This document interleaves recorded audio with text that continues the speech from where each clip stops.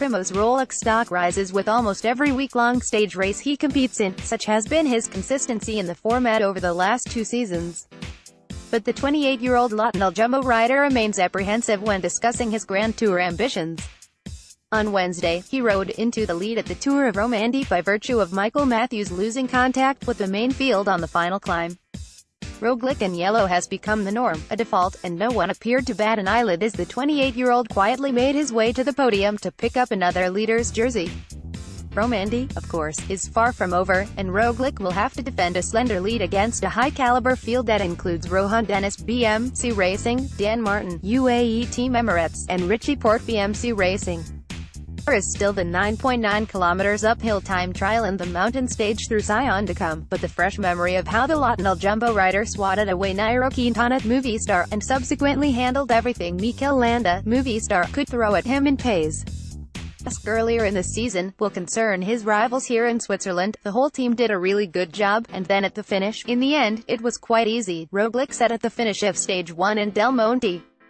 LottoNL-Jumbo rode a tactically astute race, dropping the sprinters on the hilly terrain before seeing off the race leader on the final key ascent.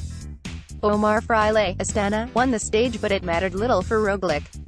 The Slovenian was third in the opening prologue, and with Tomboli, BMC Racing, dropping down the standings, Roglic has the new leader's jersey.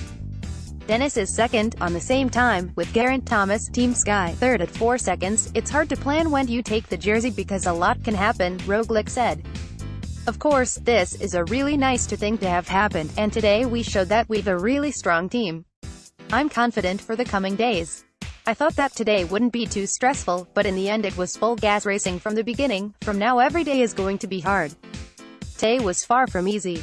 The mountain time trial will show the biggest differences, but then we have the big mountain stage the next day. I'll try and defend it until the end. Should Roglic win his second stage race of the year, the questions surrounding his long-term goals will once again come under scrutiny. His unique path into cycling, and his late age at developing into an all-rounder, come with their advantages.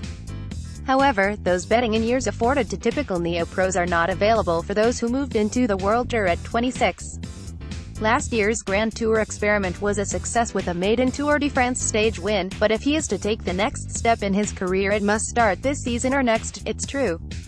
And we've seen that we can manage the week-long stage races, but until now I've only done 2 Grand Tours, and you need to see them, you need to race them and experience them. Then you'll know what you need in order to fight the best guys in Grand Tours. When asked what he needed to do in order to make that next step into a Grand Tour rider, Roglic stressed that there was no immediate pressure. Time, he feels, is still on his side. It's not just a challenge for me, it's one for the whole team. Last year at the Tour I just went for stages, so I wasn't really fighting for the overall, and looking for the all problems that I'd need to overcome in order to fight for it. My focus this year is still 1-week races, and I'm managing that really